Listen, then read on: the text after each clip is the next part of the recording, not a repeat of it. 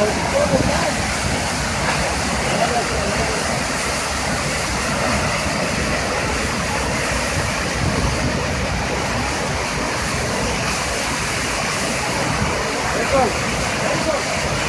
una ahí donde sale. Aquí al piso.